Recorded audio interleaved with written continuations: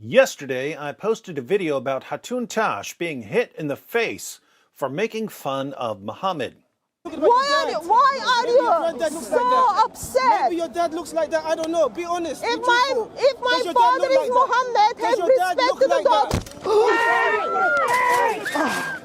I mentioned in the video that the Quran allows men to beat their wives into submission, and that Muhammad even allowed his followers to beat their wives until their skin turned green. Not surprisingly, I received some challenges from Muslims who, unlike me, have never read their sources. You should check Quran 434 again, I think. You are a liar. Where is the quote that women were beaten until they wear green? Christian woman? Lol. Even practicing Christians respect each other's beliefs. Just tell me where Muhammad, peace and blessings be upon him, says beat your wives until they turn green. I have a question for you. Where in the Quran this it say that Muslims can beat their wives, and where is your proof that the Prophet said that Muslims can beat their wives until their skin go green, you lying sneak? There were lots of comments like this, so let's jump right in. First, Surah 4, verse 34 of the Quran. Men are in charge of women, because Allah hath made the one of them to excel the other, and because they spend of their property for the support of women. So good women are the obedient, guarding in secret that which Allah hath guarded. As for those from whom ye fear rebellion, admonish them, and banish them to beds apart, and scourge them. Then, if they obey you, seek not a way against them. Lo, Allah is ever high, exalted, great. What was this scourging in the time of Muhammad? We don't need to guess. Now, I'm not sure why Muslims would challenge me on this one, because I literally put the reference on the screen when I said that Muhammad allowed his followers to beat their wives until their skin turned green. What happens if we type the reference into Google? Oh, look, the very first link that pops up is a Muslim site, sunnah.com. We click on the link and we find, narrated Ikrimah, Rifa divorced his wife, whereupon Abdurrahman bin Az-Zubair al-Qurazi married her. So, there's the ex-husband, Rifa, the new husband, Abdurrahman, and the wife. Aisha said that the lady came wearing a green veil and complained to her, the woman complained to Aisha, of her husband and showed her a green spot on her skin caused by beating. It's a good thing she came to Aisha, since so many westernized Muslims assure us that beating women is forbidden in Islam. We know that when Aisha tells Muhammad that a Muslim man beat his wife until her skin turned green, Muhammad is going to punish that man severely. It was the habit of ladies to support each other, so when Allah's messenger came, Aisha said, I have not seen any woman suffering as much as the believing women. Look, her skin is greener than her clothes.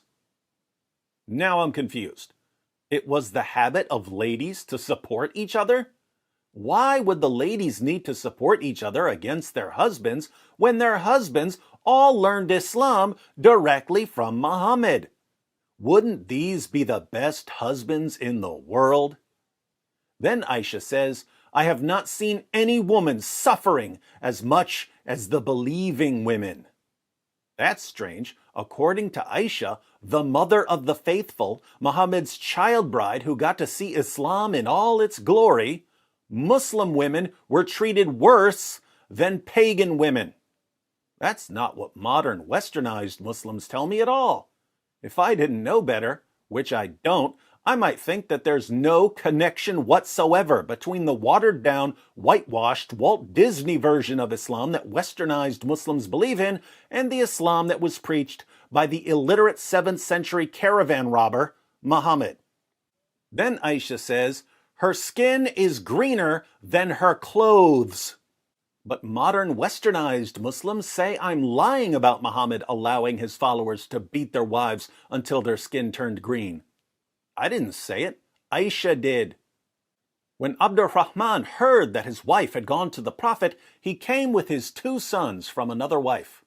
As we're about to see, these 2 sons are Exhibit A and Exhibit B. She said, "By Allah, I have done no wrong to him, but he is impotent and is as useless to me as this," holding and showing the fringe of her garment. Now, you might already see some trouble brewing. She says that her husband is impotent, but he showed up with 2 sons from another wife. Abdurrahman said, "By Allah, O Allah's Messenger, she has told a lie. I am very strong and can satisfy her, but she is disobedient and wants to go back to Rifah." Aha! She says she's mad at him because he's impotent, but he says she simply wants to go back to Rifah, her ex-husband. Who's telling the truth? Fortunately for everyone, we've got the 7th century Columbo to figure this one out. Allah's Messenger said to her, "If that is your intention, then know that it is unlawful for you to remarry Rifah unless Abdurrahman has had sexual intercourse with you." That's the first problem for the woman.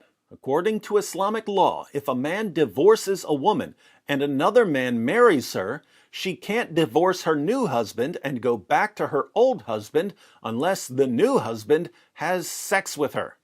But the woman with the green skin says that her new husband is impotent, which means that he can't have sex with her, which means that she can never go back to her old husband. So she's stuck with a man who likes to beat her. Then the Prophet saw 2 boys with Abdurrahman and asked him, "Are these your sons?" On that, Abdurrahman said, "Yes." The Prophet said, "You claim what you claim, i.e., that he is impotent, but by Allah, these boys resemble him as a crow resembles a crow." In other words, the woman is lying, so the case is closed. Notice, why is this the end of the story? Well, since she's lying about her husband, Abdurrahman, claiming that he's impotent when he isn't, and she's doing it because she wants to go back to her previous husband, this woman is clearly in rebellion against Abdurrahman, and he has every right, according to the Quran, to beat her. Now, to you Muslims who accuse me of lying because I tell you what your sources say and you've never read them, and you mindlessly believe your leaders who lie to you about what your sources say, how many times does this need to happen before you'll finally realize that your leaders are liars and that you shouldn't trust them? Who's telling the truth about Muhammad allowing his followers to beat their wives until their skin turned green? Me. Who's lying? Your imams, your apologists. But you call me a liar for telling you the truth, and you mindlessly believe your imams who lie to you. Would the true religion cause people to love lies and to hate truth? Let me know what you think in the comments section. For more on women in Islam, be sure to watch my video, 3 Quran verses every woman should know.